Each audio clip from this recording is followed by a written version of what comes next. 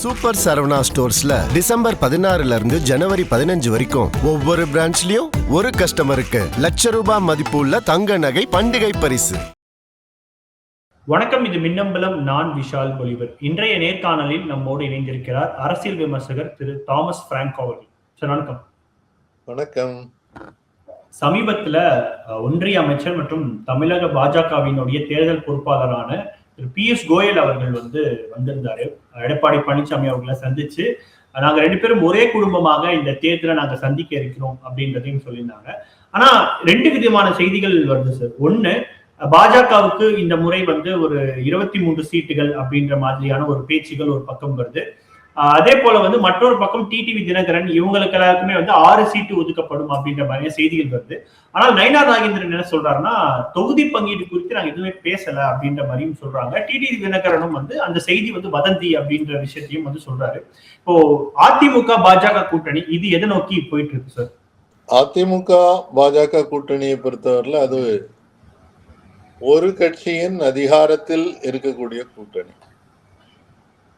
ஒரு கட்டத்துல அதிமுக நாங்க கூட்டணி வைக்க மாட்டோம் அப்படின்னு சொன்னாங்க, பாஜகவுல இருந்து விலகி இருக்கிறோம்னு சொன்னாங்க. ஆனா அவங்களுக்கு மேல பல்வேறு துறைகள், இடி, சிபிஐ, ஐடி இதெல்லாம் அங்க இருக்குது இல்லையா, அந்த அழுத்தத்தின் காரணமாக கடைசியில கூட்டணிக்கு ஒத்துக்கிட்டாங்க. அதே மாதிரி முதல்வர் யாருன்றத பாஜக இது வரைக்கும் அறிவிக்கல. இவங்க எல்லாம் சொல்லிட்டு இருக்காங்க, நாங்க தான் எடப்பாடி முதல்வர். யார் சொன்னா அதை ஏற்றுக்கொள்ள முடியும்னு சொன்னாக்க உள்துறை அமைச்சர் அவருடைய கட்டுப்பாட்டுல தான் இந்த பேச்சுவார்த்தை எல்லாமே நடக்குது. இதுல பியூஷ் கோயல் வந்தாரு. அவர் வந்த பிறகு திடீர்னு என்ன சொல்றாங்கன்னா, ஓபிஎஸ் சேர்க்க போறாங்க, டிடிவி தினகரன் சேர்க்க போறாங்க அப்படின்றாங்க. ஆனா ஓபிஎஸ் இல்ல நான் இல்லை, அங்க போகல, நான் எடப்பாடியினுடைய தலைமையை ஏற்றுக்கொள்ள முடியாதுன்னு அவர் சொல்றாரு. ஆனா இதுல எல்லாத்துலயுமே பாரதிய ஜனதா கட்சி என்ன சொல்லுதோ அதுதான் இறுதி முடிவாக இருக்கும்.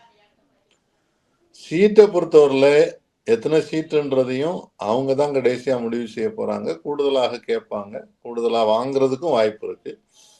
ஆனா கூட்டணி எப்படி வருதுன்னு பார்த்து வேற சில ஒரு பியூஷ் கோயல் என்ன சொல்லியிருக்கிறாரு, தாவேக்காவை விமர்சித்து பேச வேண்டாம், விஜய் ஒரு கிறிஸ்தவர், அதனால கணிசமான கிறிஸ்தவ ஓட்டுக்களை அவர் பிரிப்பாரு, அதனால நாம அவங்க கூடால கூட்டணியோ இல்ல இருக்கோமோ இல்லையோ அவரை விமர்சித்து நீங்க யாரும் பேசக்கூடாதுன்னு சொல்லிட்டு போயிட்டார். அப்போ அதுல இருந்து தெரியுதுல்ல அவங்களுக்குள்ள என்னெல்லாம் நோக்கங்கள் இருக்குது, எந்தெந்த பாதையை நோக்கி மூவ் பண்ணிட்டு இருக்காங்கன்றது தெரியுது. சோ இறுதியாக நான் அதுல சொல்றது மீண்டும் என்னன்னு சொன்னா, இதுல முடிவெடுக்க போறது உள்துறை அமைச்சரை தவிர பியூஷ் கோயல் கூட முடிவெடுக்க முடியாது. அவரு கடைசியில சொல்லுவாரு, இத்தனை சீட்டு உனக்கு என்னென்ன அப்படின்னு சொல்லுவாரு. அத இப்போ சமீபத்தில் நடந்த பீகார் தேர்தலையும் அதுதான் நம்ம பார்த்தோம். கடைசியா அவர் சொன்ன முடிவு தான் இறுதி முடிவாக இருந்தது. அமைச்சரவை அமைக்கிறதுலையும் யாருக்கு என்ன துறை கொடுக்கறதுன்றதுலையும் அவர் தான் தலையிட்டு இன்னைக்கு 20 ஆண்டுகளாக உள்துறை அமைச்சராக இருந்த முதல்வருக்கு இன்னைக்கு உள்துறை அமைச்சகம் இல்லை அப்படின்னு பீகார்ல முடிவு வந்திருக்கு. அதனால இது பேச்சு விவாதம் இதெல்லாம் அப்படியே பப்ளிக்கு ஏதோ நடக்குதுன்றத காட்டுறதுக்கா.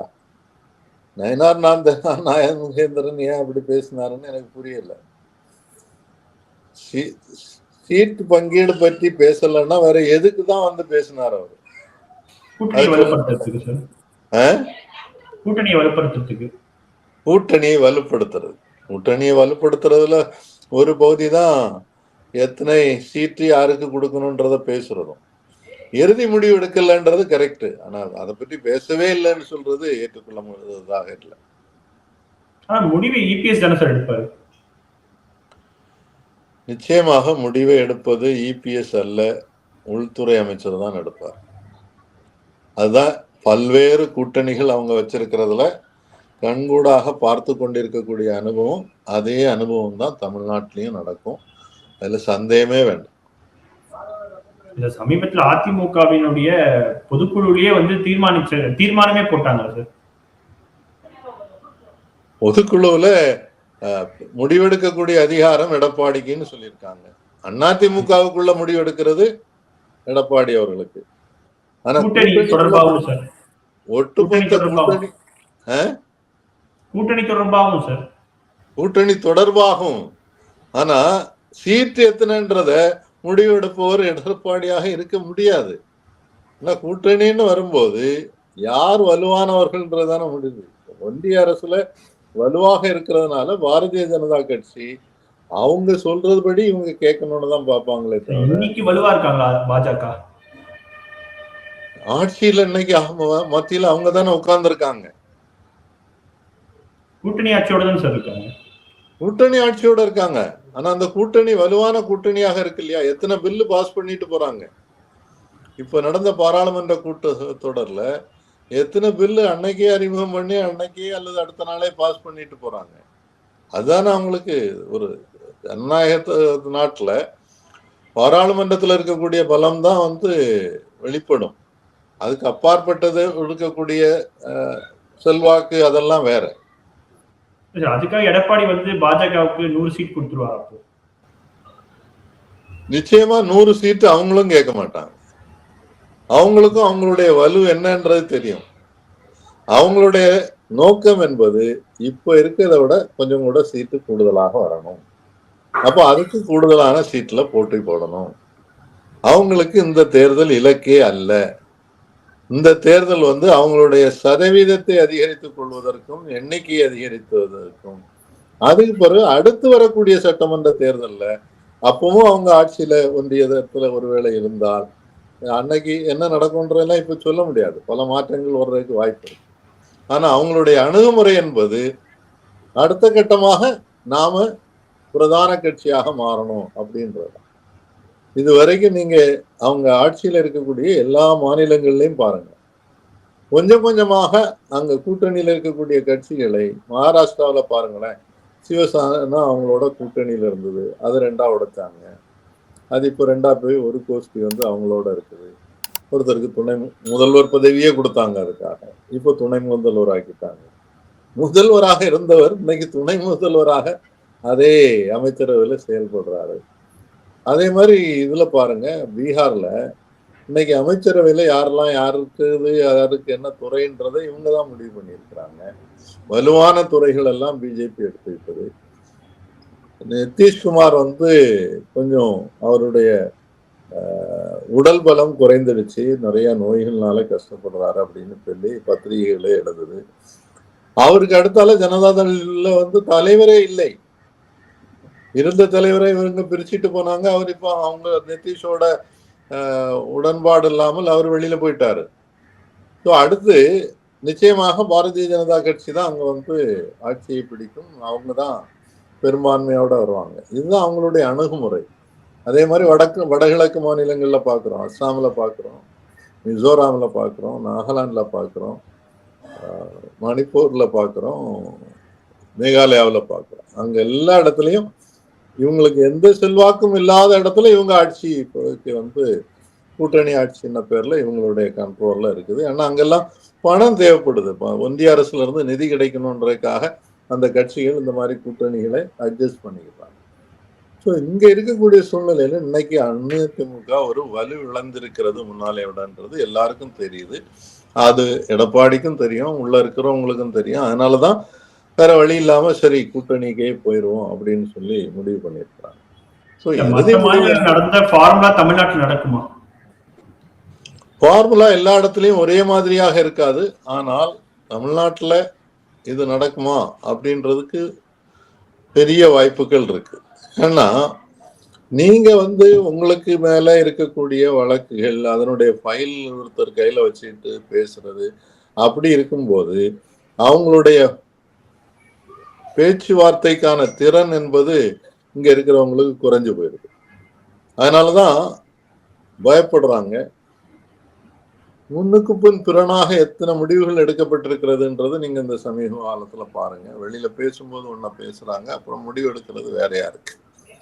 ஸோ அதே மாதிரிதான் தமிழ்நாட்டிலையும் நடக்கும். மற்ற மாநிலங்கள்ல வெவ்வேறு அணுகுமுறைகளை எப்படி பயன்படுத்தி இருக்கிறாங்களோ, சில இடங்கள்ல என்ன செய்திருக்காங்க, நீங்க ஆட்சியில இருங்க, நாங்க கூட்டணி அப்படின்னு சொல்லிட்டு சொல்றதெல்லாம் நான் கேட்கிற மாதிரி உள்ள ஆள் இவர் தான் முதல்வராக இருக்கணும் அப்படின்னு முடிவு பண்ணிக்கிறாங்க. அந்த முதல்வர் சொல்றதை கேட்கிறாரு.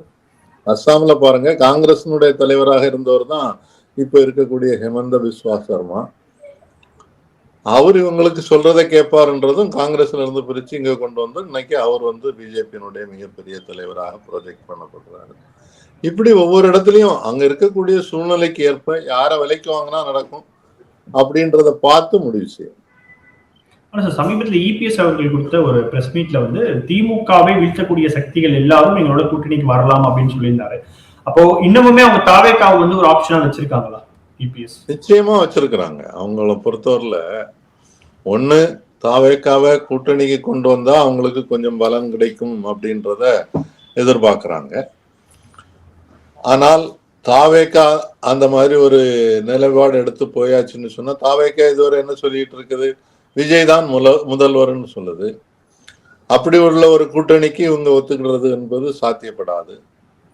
அப்படி இருக்கும்போது ஒரு கூட்டணி என்ற பெயர்ல இன்டைரக்டாவது ஒரு தொடர்பை வைத்துக் கொள்வது என்ற முயற்சி என்பது இருக்குது. அதுதான் பியூஷ் கோயல் பேசி இருக்கிறதுல இருந்து வெளிப்படுது.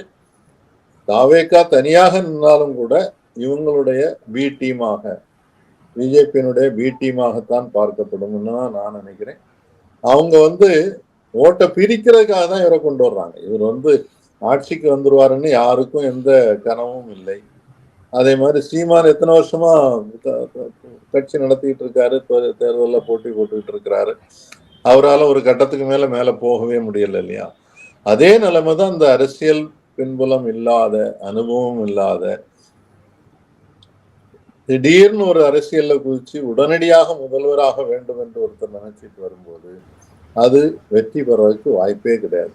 முதல்ல ஒரு எதிர்கட்சியில இருக்கணும், எதிர்கட்சியில இருந்து போராட்டங்கள் நடத்தணும், மக்கள் பிரச்சனைகளை எடுத்து வச்சு பேசணும். அதுக்கு பிறகுதான் வந்து உங்களுக்கு அரசியல்ல ஒரு பலன் என்பது கிடைக்கும் அப்படின்னு தான் இதுவரைக்கும் எல்லா மாநிலங்கள்லயும் எல்லா நாடுகள்லயும் இருக்கக்கூடிய அனுபவம்.